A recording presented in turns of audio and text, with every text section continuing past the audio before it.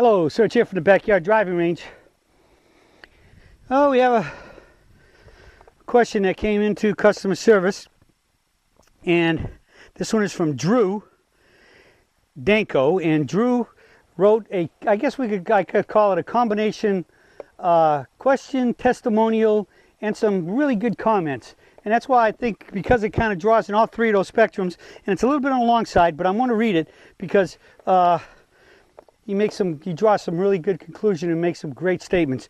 And it's because Drew did this, I think it's very good that we listen to it and see what he says, because I think it's some great comments that apply to all of us to be better peak performance golf swingers. Drew says,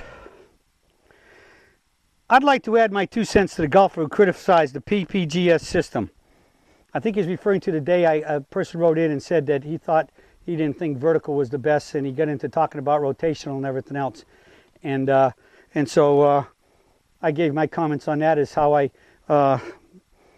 that's his right. That's his prerogative to think that and play that way. But I talked a lot about that it violated the laws of physics and anatomical physiology, our anatomical design. And when you play by the rules, meaning use the tool the way it was designed, the body's a tool, the club's a tool, and physics says gravity up and down is the master law.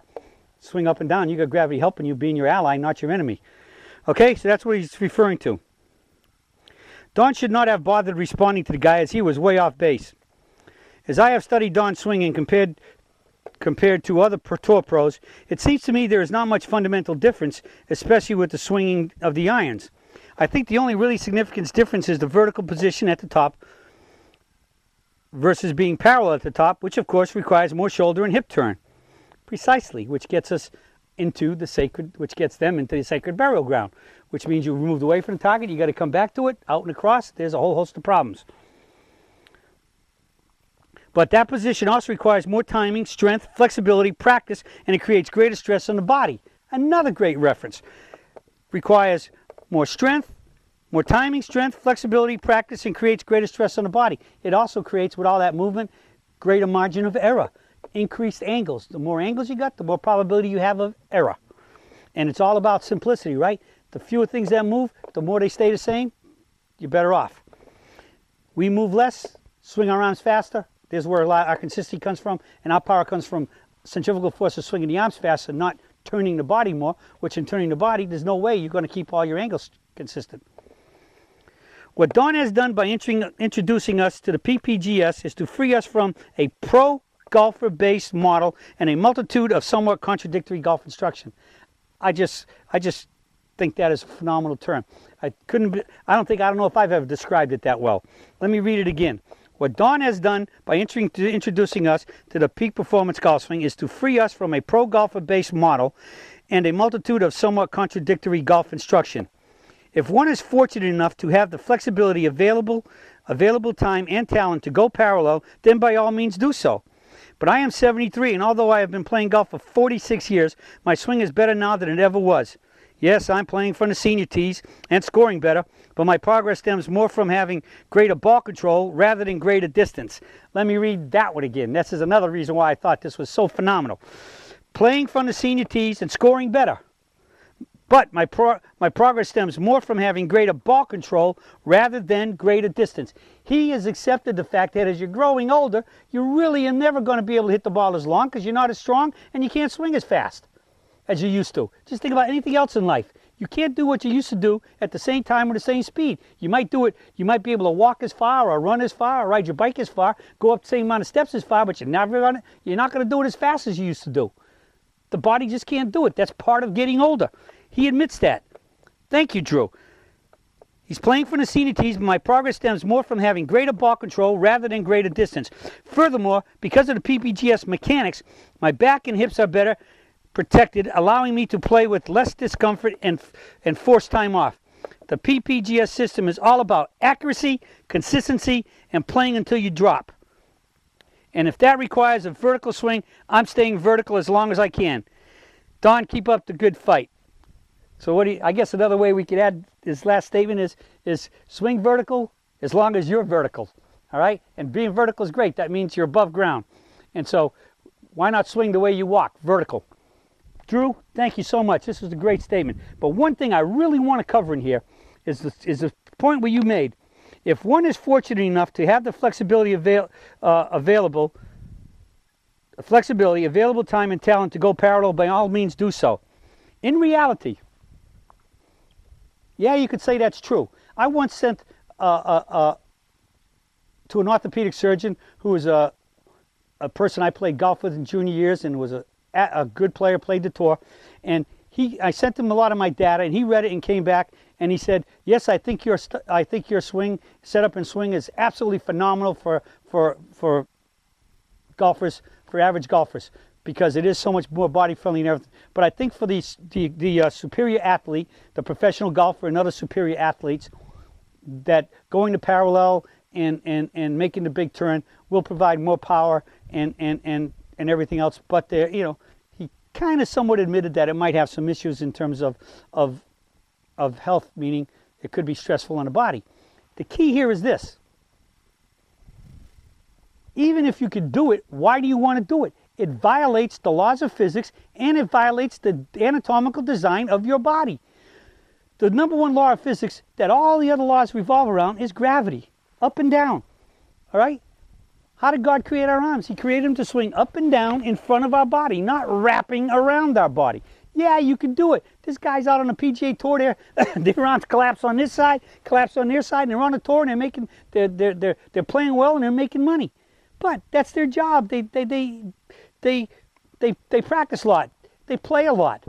They think about golf a lot, and they have much elevated skills than the average golfer, who has other things, more important things to think about his life, like his job. Whereas their job is golf. When they think about their job, they're thinking about playing golf and hitting golf balls.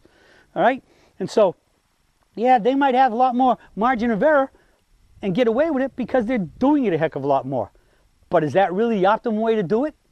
How many guys out there on tour, even the LPGA tour? I've had kids as young as 12 years old on my tee, already having to take time off to go to a PT and get their backs stretched out and fixed because they got severe back pain. What hope does a 12-year-old have to play golf like Drew is in his 73 years old now, and he's been playing for 46 years? What hope does he have to get to that age? How many guys we see on the site? How many letters have I read from guys that are 75, 80, 85? We've had 2 or 3 92-year-old guys come in here and say, hey, they want to swing better because they can do it and they want to get better at 92. That's the whole part about being alive, playing the best you can play. But you better not. You got to play by the rules. And the number one rules aren't the USGA. They're the laws of physics and the laws of physiology, or your anatomical design. Is God created your body to move, and He did not create our body to move in opposition to the laws of physics He created. Yeah, we can violate those laws, but every bit you do, you're increasing the error. And as you increase error, you decrease success. We want to raise those. We want to decrease the error, which raises the success. All right? Fewer angles, the better. Secret number one, or rule number one. Golf's a game of angles. The fewer, the better. And a long turn, it's almost anatomically impossible to turn your shoulders 90 degrees or more, and hips 45 degrees, half of that, and turn your hips that much and not have your right leg straighten up, or your back leg straighten up. If your hip goes back, it's very difficult to keep it flexed. There's a few that do it, but 99% of the golfers, if you turn your shoulders that much and your hips that much, your leg straightens up. When your leg straightens up, it's starting to push you forward. It's raising your hip, which raises your shoulder and starts tilting you forward. So you're changing your spine angle, you're changing almost every angle in your body. And if you get forward, the odds are you're going to end up coming backwards. One error, it's just dropping the first domino. They all go. So even if you can do it, if you want the optimum swing, to swing according to the laws of physics, which gravity, up and down, centrifugal force, we move our body less, swing our arms faster. We play by the rules. Our God created gravity as number one law. He created humans to respond to gravity. Right? You go in a hospital and you need a transfusion for whatever, they're putting that bag above your arm, not below it. All right? So because it drains and water flows downhill, right? So up and down is the major law, the master law. Our arms are designed to do that. Our bodies are not designed to turn. We got very, very limited range of motion. Spine has about 28 degrees of turn from top to bottom, and the 5 lower vertebrae, the ones they call L1, 2, 3, 4, 5, have almost no rotation. And where does all the problems come with most golfers in their back? The lower back. Because they're turning so far, and when they start really putting the stress on the lower part that can't turn, that's where the problems come in. And once you get stress here, and they can start adding out and putting stress on other parts of the body, trying to take the stress off of that part. The brain will figure out ways to try to preserve itself and avoid injury, but that just starts and can actually compound injury. All right. So yeah, if you can do it, I'm not going to say more power to you. I'm going to say even if you can do it, then that means you will be able to have tremendous flexibility, get even a better stretch when you do it correctly, which will increase and swing your arms faster. And that's the optimal way to do it. Less body movement, less margin of error. Let's reduce the angles. So as we decrease error, we increase success. So that's the whole key to this. And I think Drew put a great analysis on all of this. And I'm just going to repeat it in my closing. He frees us from a pro golfer based model and a multitude of somewhat contradicting golf instruction. Play the way God created the game to be played. Play by the rules, physics, physiology. And you will find that when you play by those rules, you'll be hitting it more solid and straight, feeling better, reducing your stress, strain, and potential injury, and hitting it much more solid and straight and shooting those lower scores. That's it for the search for today. Thank you, Drew. Great question, great comments, and that's it for today. I'll be talking to you all again soon.